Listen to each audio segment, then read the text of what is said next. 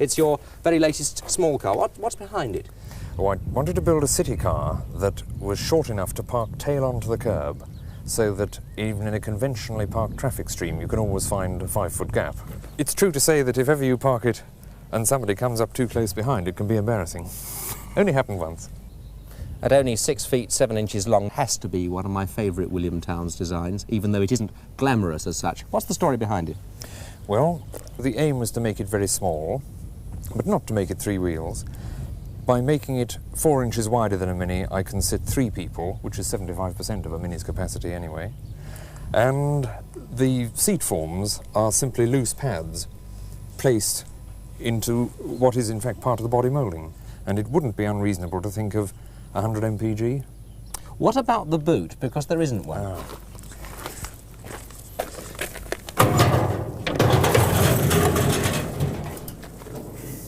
One shopping trolley. Well, William, with the rather radical nature of these 2 designs we've just looked at, I suppose it's understandable, if a bit disappointed, they hadn't been taken up commercially. Well, really, it's an exercise in simplicity. G'day everybody, today we are doing a build by numbers. This is a viewer challenge sent in, and we have to have a vehicle that's around 1969, a 2-wheel drive with a front engine, a smaller engine of between 1.8 and 3 litres, and some algebra, which I've literally written here, where you square the HP, divided by the tons, and the score has to be equal to or less than 36,000. Now, he wrote something about quality, but I'm not quite understanding what that is, but it has to be in the fashion of a British sports car. Now, the idea of British sports car is really quite broad. We could go something like a wedge, which would be really fun and fine, but that lends itself to not being a front engine. We could go something like that. A lot of these unfortunately look very American. Now, with the way in which the Algebra is set up, you can either have a light car with a small engine or a heavy car with lots of power. And I think I'm going to try for the heavy engine with lots of power. Even though I've said that, I'm very tempted by this 2.2 meter long vehicle and by the Morris Mini looking hatchback. But I think we're going to go with this one. Now, steel, monocoque, steel, front longitudinal. Oh, you can fit a rear engine in this. McPherson strut, and because we want to keep it period correct, we're going to go with a solid axle coil. We're going to go with a new project here. We're going to go probably an inline 6. Cast iron, probably dual overcam, 4 valves. And we're going to want to keep these RPMs up, even though I've just realized that the engine does not fit. What about a V6? And we're going to go aluminium heads. So cast block, aluminium heads, makes sense. Now, dual overhead cam. That's something that's questionable. You know what? A 3-litre. They did have a few small V8s. So, like, the Rover was a front engine, longitudinal, but somehow still front-wheel drive. So let's maybe try a small V8. Still with aluminium heads. Though, if I'm being honest, we're probably going to go with an overhead valve or a direct acting overhead. I don't know about push rods on these old cars, but that's what I'm going to choose. We're not going to go a flat plane because that's not very British. That's very Italian more than anything else. And quite a high revving engine, no turbos, injection? So in the era, Porsches had it, and some bigger car companies also went with it. But yeah, I'm going to go with a per cylinder and mechanical injection. I actually really, really like mechanical injection. Not only is it a hell of a lot easier to tune and work with than, say, carburetors, it's also a lot more capable of dealing with different situations than carbureted. Then, what do we want? Standard, performance, race. I'm torn between being a little bit realistic or going a per cylinder setup. This is British, and they do love their individual throttle bodies. So I'm going to say carbureted. Okay, we're going to go over to a 4-barrel twin. Is that what we want? What the hell is that thing? Oh no, that makes it much better. That is the most interesting thing I think I have ever seen. You know what? I think that screams British. Then regular leaded would probably be right. I mean, they probably actually took a super leaded, but we're going to stick with that for now. A little bit of extra fuel, a little bit of extra ignition. You know what, actually probably have to bring that back a lot. And let's finish this off. Ooh, we've probably got, for this sort of vehicle, just a straight tubular. I doubt back in the day the British people would have bothered to do exhaust origami. So that it is. And set it to dual, no catalytic converter. We're going to go with 2 baffled exhausts.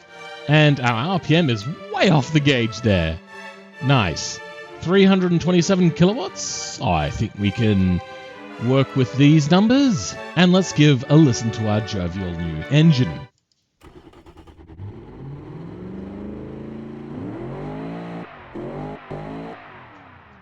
You know what? Not as exciting as what I thought.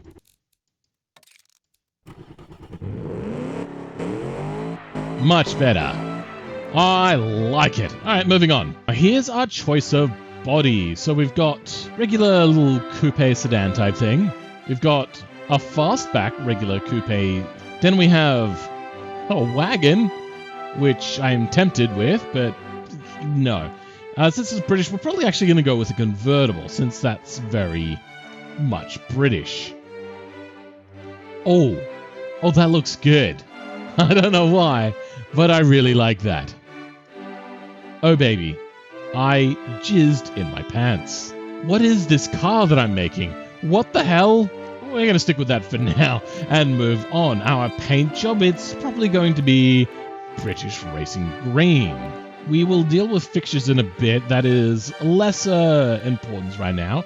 Rear-wheel drive, manual. This has probably got a nice shifty little 4-speed.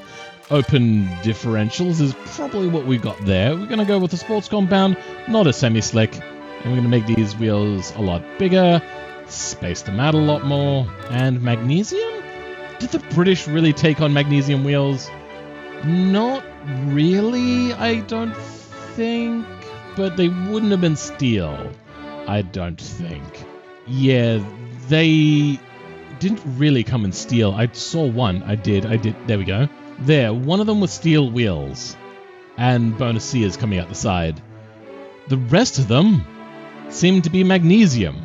Probably don't need particularly fat tires for this guy. I don't know why I'm making them so big. How much power did we make again? I forgot. 146 kilowatts? Yeah, that's not a lot. We don't need big fat wheels. Solid disc.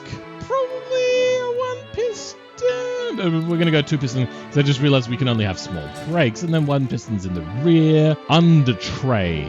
Undercladding is going to be less common, but I want to do it because I know it doesn't create downforce, it just makes the vehicle have a little less drag. I think that will be the subject of another video. And if you want to see said video, subscribe, because that means that you want to see that video, and that means you like me, and 70 or 80% of you aren't subscribed. Brake airflow up to 10. And seats, we're probably going to keep this a 2-seater, and they're going to be sporty. Yeah, power steering, probably not. And safety. The British were not well known for safety. So we're going to go standard, basic 60s, I think. And standard springs, we're going to go twin tube and passive. And we're going to set this to race. Now, we have to do our calculations. How heavy is my vehicle currently? It weighs 1.1 tons, which is very light, which means we're probably going to have to reduce the amount of power we're creating. Our score is 33,000. So that means we can put on more power or lose some weight from our vehicle. And by the looks of it, actually, a pretty decent amount too. So we're actually creating a decent amount of power. I don't know if there's really any point in trying to create the power from here. We could, however, make our engine block lighter. Or aluminium body paneling? Okay, let's try that. With aluminium paneling, we are getting very close to our set score that we're allowed to reach. I also realized that our brakes are a little too powerful. So our top speed is 241. So we're probably going to be maxing out on the racetrack at about 140. So we're going to try to time our brakes to about 140ish. So our rear wheels will lock up, but our front will be fine. There, we've made both of our lock-up points be at about 150-ish. So I am happy with where our brakes are sitting. they're fairly big for their size. Now, do we want to deal with our downforce issue? Probably not, since I don't think lift is a thing in BeamNG. Take that, times by 2, divide that by 1.0737. And our score is ever so slightly close, which is really good. We're exactly kind of where we want to be. And our handling seems pretty good here. Our height seems good. We could probably go with a slightly wider track width. That makes us heavier. Interesting. Okay, I think it's time for us to move on to our beautification.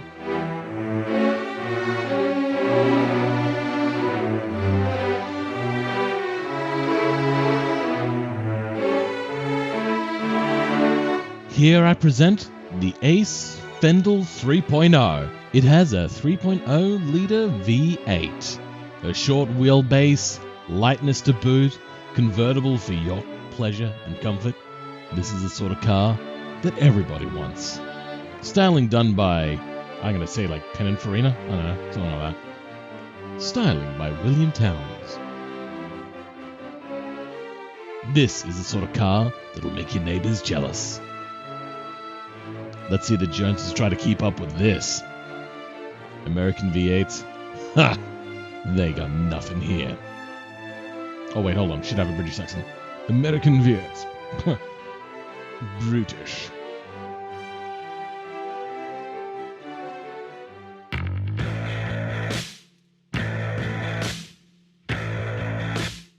Well, I spent quite some time trying to find an appropriate map to test a British car. And there was no racetrack that really seemed to fit the bill. And then I thought, you know what? British motor industry. What better place than an abandoned industrial site? So, we are going to test out our car. Ooh, wow, that is really sluggish off the line. Damn, bruh. And oversteer. Let's try a little bit of a donut here. Okay, so it's not a mahoosive pain in the butt. And just get a feel for the area. It's a lot smaller area than what I thought it was going to actually be. I do feel as if this thing has too much power for a British one, but I stayed within the rules and at least it has some semblance of a British style. Maybe I shouldn't have had these little bits here kind of poke out quite so much, but it still, you know, it kind of fits the theme. Let's do a little bit of off-roading here. There we go. Just got to clutch jump it occasionally, and we all good. Okay, but at least my classic car is still in one piece. The only way this could be any more realistic, really, is if I was to be able to have a breakdown. So this thing isn't so bad as long as it's got a rolling start. You get this thing stopped, and yeah, not so good. Oh, you know what the Brits like? Rallying. So maybe not such a terrible car. Okay, well, maybe I'm just a terrible driver. There's actually considerably less bitumen here than what I thought. Okay, let's see if we can get this start going. So we got some wheel spin, but it's really easy to get under control. I like it. So yeah, this car handles pretty well, gets around corners, turns in quite nicely, deals with bumps fairly well. It is a really hard suspension though, but that's to fit in line with a more their higher end style cars, and I used it to get around the weight limitations that I had. Okay, what? I bounced off one of those pebbles? Really? Come on. This is easy once you get that wheel spin going and it's up in its power band. Nothing wrong here at all. Okay, well I short shifted there by accident, but that's fine. Got a beautiful 4-speed transmission in it. Oh, this thing, it goes. Oh boy, this thing is good. And it's stable too. Okay, well, so a little bit of a highway cruise. I mean, they're not big on their highways in England, but I think this works all right. Let's go find the racetrack now. Did they get rid of some racetracks? This isn't the right place. This is what I have, but this is what industrial site is meant to be. The hell? This is the one that I used to really love going around. You go around here, you get the tight little twisty bends in here. I used to use this one as like a really good rule of thumb of a good handling car. And it's gone. If they wanted to rework the map so much, why not just release it as a new industrial site, or Industrial Site 2, or Industrial Site England, or whatever? Like, they've eradicated one of my favorite racetracks in this entire game. Like, if they wanted to get rid of maps, I would have been fine with them getting rid of probably derby arenas, procedural tracks. East Coast USA could go, Glow City could go, Hirochi could probably go, Jungle Rock Island maybe, Italy is fairly good, Small Island USA could go, Utah could go, all of these could go. I don't care. But this racetrack, I loved it. And it's gone. It's just gone. Why? Well, I suppose we have to come up with a different race now. We're going to go automation test track, and we're going to go handling course. Yay. Hey, look, guys, it's the same track as every other one that I've done. I mean, sure, it's good to keep a baseline, but that other map, that was fun. And I think the reason why I started using the automation test track is because I probably got frustrated and didn't give any thought as to why I couldn't find it anymore.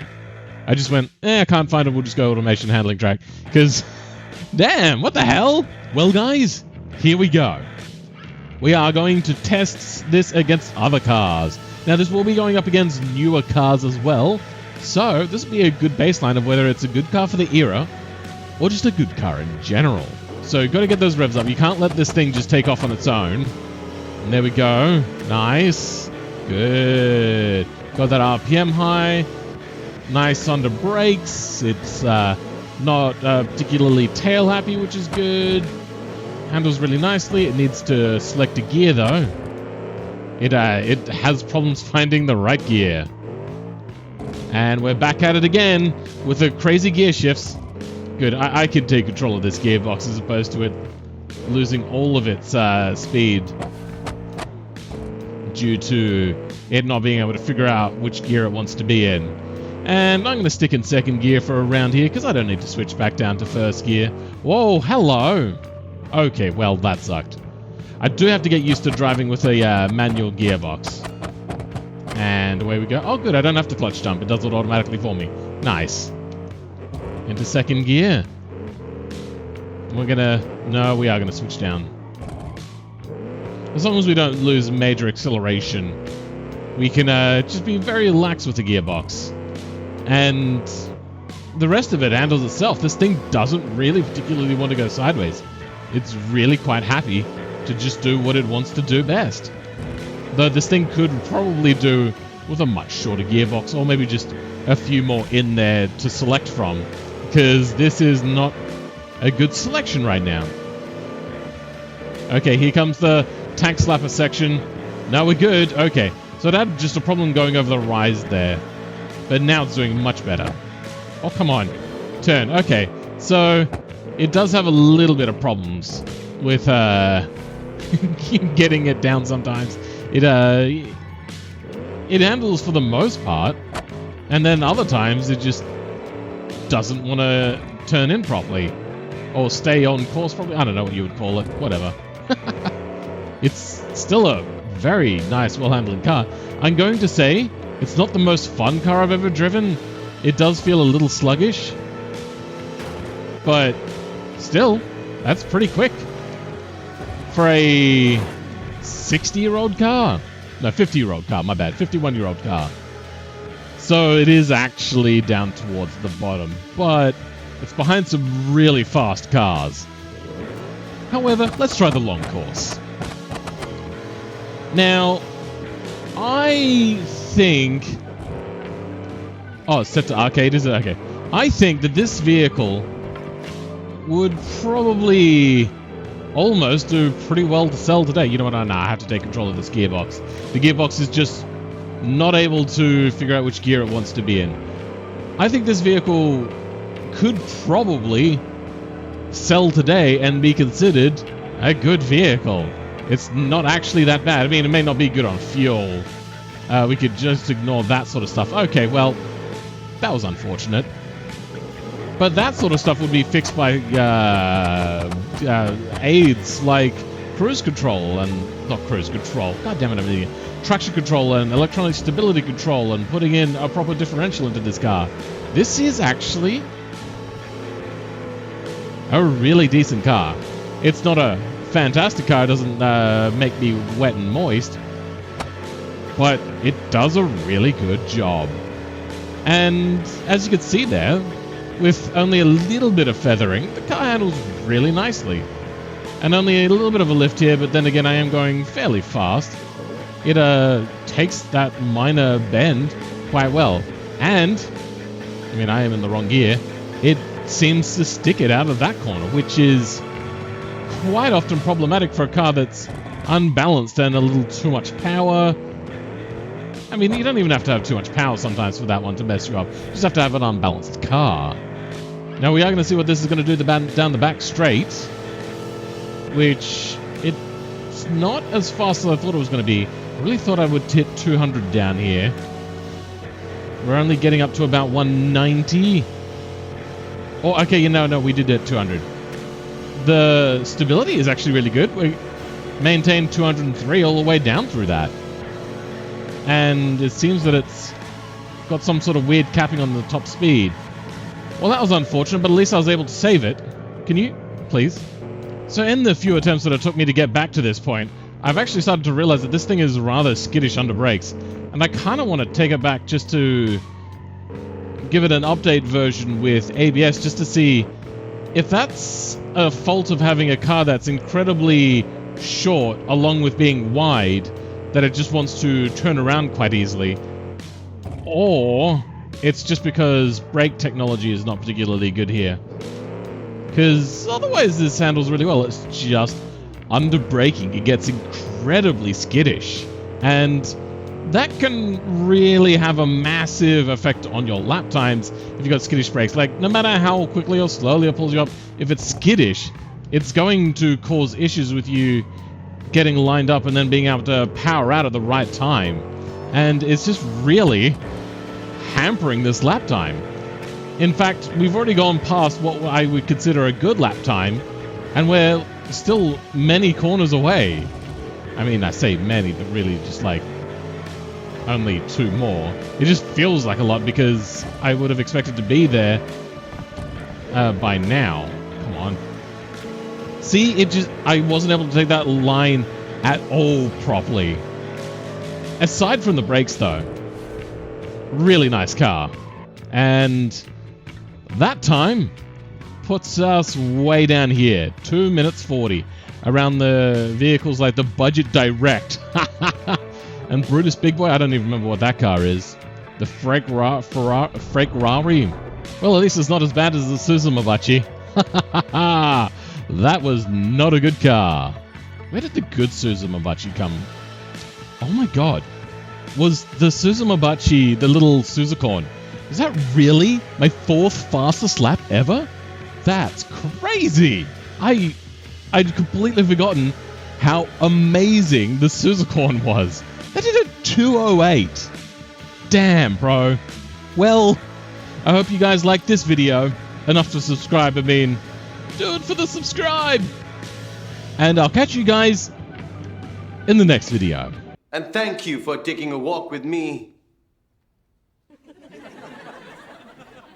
through the studs. I think that one was too long.